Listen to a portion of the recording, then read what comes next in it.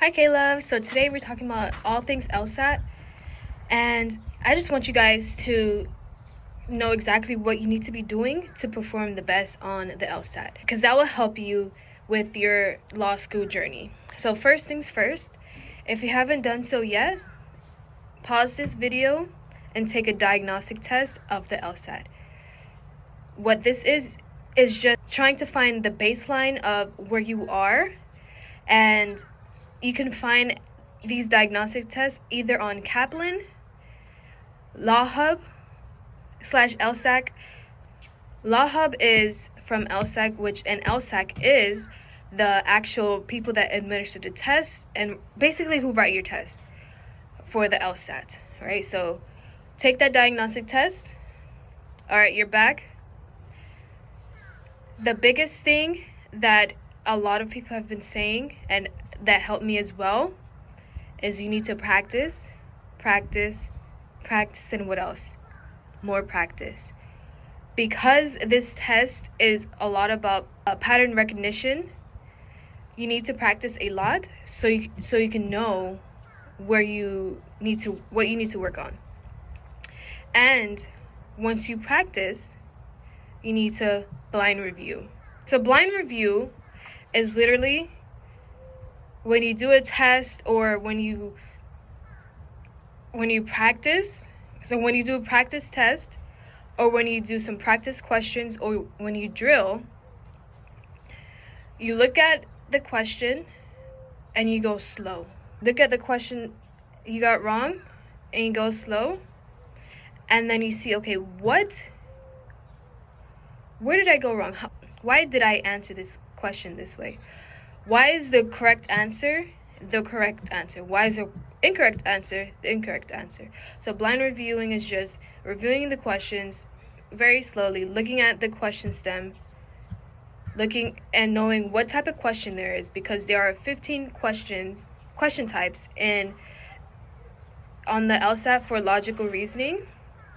And for the stimulus, you have to know, okay, what was the argument, what was the conclusion. Just break down the structure of the stimulus to see, okay, where did I go wrong in the problem at hand, right?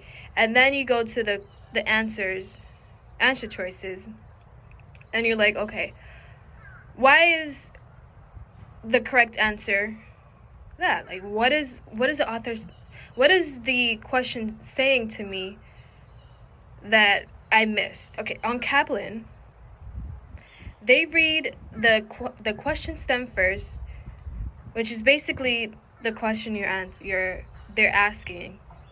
They read the question stem first, then go to the stimulus to search for what the question stem is asking, and then that helps you, right? And once you read that stimulus where it has the argument and everything, you start to predict. Before looking at the actual question answer choices, predict what the actual answer would be.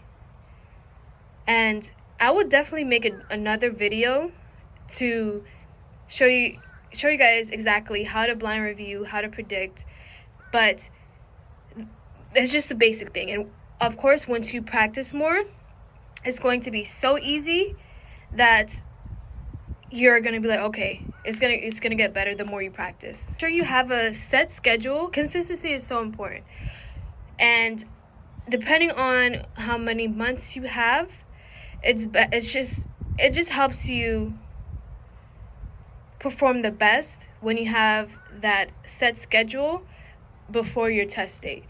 So I know a lot of people, if they have the exam in 6 months, they will study. For me, I'll tell you what mine is. I do at least 6 hours a week, but I have at least 2 or 1 day off of no LSAT or anything. So just find that schedule. And also,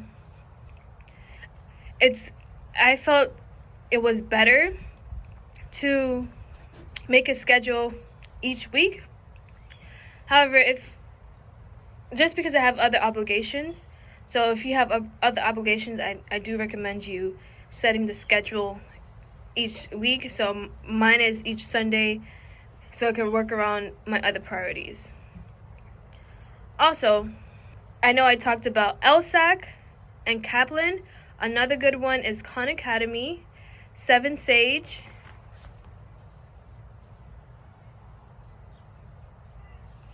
there's some books called the LSAT and the LSAT has 2 sections, logical reasoning and reading comprehension.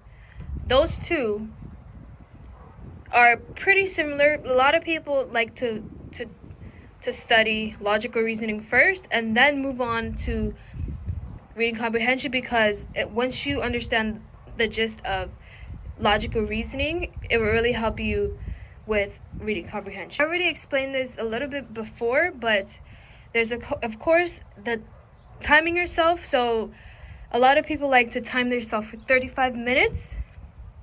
That's one section, and then just go straight through, and then they blind review after. And some people drill. So drilling is taking your time to dissect each question, and it's just like you're going slow. And a lot of people, especially go untimed and drill and go slower in the beginning of their study phases, and then when it's closer to their LSAT test, then they start to actually time themselves more and get into they like to simulate the testing environment. So make sure you're in a quiet space. You're literally everything, simulate everything, what you're eating, the time that you're going to be taking the test, the clothes you're wearing. Somebody told me this, but literally go on YouTube and then have the sound of people taking tests, right? It's gonna be it's not paper and pen anymore, but just have that noise. Just simulate the test environment as much as you can. Personalize your studying. So everybody's not gonna have the same problems, so you have to know exactly basically what are your strengths and weaknesses, and make a strategic plan to help you grow and help you just score better in those certain areas. Also okay to adjust your schedule or your test date, because there's only 7 times you're allowed to take the test. So make sure only if you need to, adjust your test date so you can have the best score possible. If tutoring is something that is readily available to you, by all means get a tutor, because they're literally being paid to help. And you can find a tutor that works best for you, or you can find a study group or a study buddy.